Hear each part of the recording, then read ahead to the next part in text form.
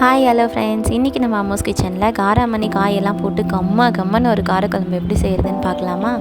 அதுவும் இல்லாமல் இந்த காரக்குழம்பு எங்கள் பாட்டி கிராமத்து ஸ்டைலில் செய்கிற மாதிரி இன்றைக்கி செய்ய போகிறோம். வாங்க வீடியோக்குள்ளே போகலாம். சுட சுட வெள்ளை சாப்பாட்டில் அந்த கொதிக்கிற காரக்குழம்பு காராமணி குழம்பு எடுத்து ஊற்றி சாப்பிட்டோன்னா செம்மையாக இருக்குங்க.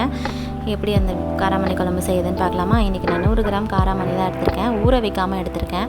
ஊற வைக்காமல் இதை குக்கரில் போட்டு நல்லா 3 வாட்டி வாஷ் பண்ணி எடுத்துக்கலாம்.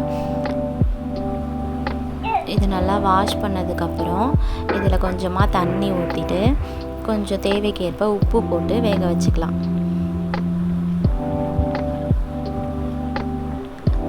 கரெக்டாக நம்ம 3 விசில் விட போகிறோங்க. இதை 3 விசில் விட்டு வேக வச்சு எடுத்துக்க போகிறோம்.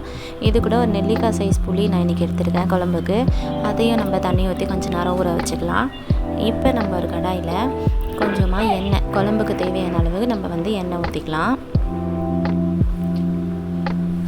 எண்ணெய் நல்லா காஞ்சதுமே 1 ஸ்பூன் அளவுக்கு கடுகு, 1 ஸ்பூன் அளவுக்கு வெந்தயம், இது நல்லா பொரிஞ்சதுமே பூண்டு தட்டி வச்சுருக்கேன், அதையும் நம்ம இதில் சேர்த்துக்கலாம்.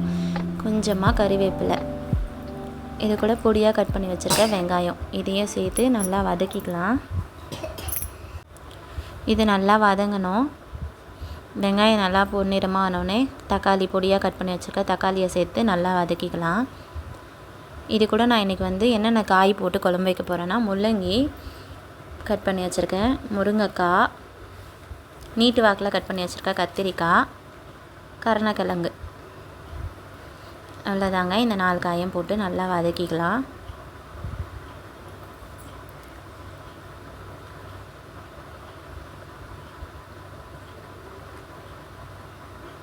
காய் கொஞ்சம் வதங்கிறதுக்கு நம்ம கொஞ்சம் உப்பு சேர்த்து வதங்கினோன்னா கொஞ்சம் சீக்கிரமாக காய் நல்லா வதங்கும்.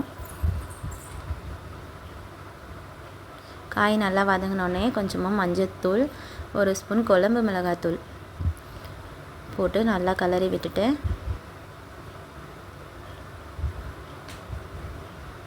இந்த மாதிரி எல்லா பக்கமும் அந்த உப்பு காரம் ஒரு அளவுக்கு நல்லா பரட்டிட்டு இதில் நம்ம தேவைக்கேற்ப கொஞ்சமாக இந்த காய் ஃபஸ்ட்டு வேகணும். இது வேகிற அளவுக்கு கொஞ்சமாக தண்ணி ஊற்றி நல்லா கிளறி விட்டுக்கலாம்.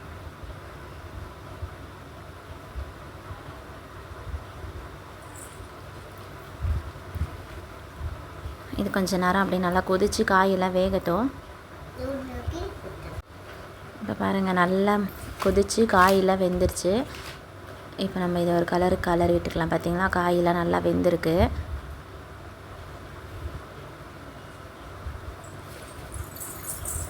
இது கூட நம்ம புளி ஊற வச்சுருந்தோம் இல்லையா, அதை நல்லா கரைச்சி எடுத்துருக்கேன். அந்த புளி தண்ணியும் சேர்த்துக்கலாம். வேக வச்சு எடுத்துருக்க காராமணியும் நம்ம இது கூட இப்போ சேர்த்துக்கலாம்.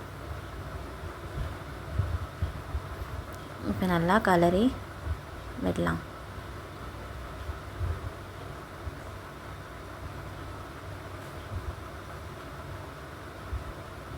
வேணும்னா கொஞ்சமாக தண்ணி ஊற்றிக்கிறோம். தண்ணி ஊற்றி நல்லா கலரி விட்டுட்டு கொஞ்ச நேரம் தட்டு போட்டு மூடி கொதிக்க விட்டுடலாம் குழம்ப. பாருங்கள், ஒரு 5 நிமிஷம் கொதிக்க விட்டோன்னே நல்லா எல்லாமே புளி தண்ணியில் எல்லாமே ஒத்து போய் குழம்பு சூப்பர் ரெடி ஆயிடுச்சு. பார்க்கவே செம்மையாக இருக்குது பாருங்கள். அவ்வளோதாங்க, கிராமத்து ஸ்டைலில் ஒரு காராமணி, கத்திரிக்காய், முருங்கைக்காய், காயெல்லாம் போட்டு குழம்பு. அப்படியே லேசாக கொத்தமல்லி தூவி அப்படியே எடுத்துக்கலாம். இதை நம்ம ஒரு பாத்திரத்தில் மாற்றிக்கலாம். பார்த்தீங்களா, எவ்வளோ சூப்பராக செஞ்சு பார்த்துட்டு எப்படி இருக்குது கமெண்ட் பண்ணுங்கள். அடுத்த வீடியோவில் பார்க்கலாம். பாய். பிடிச்சிருந்தா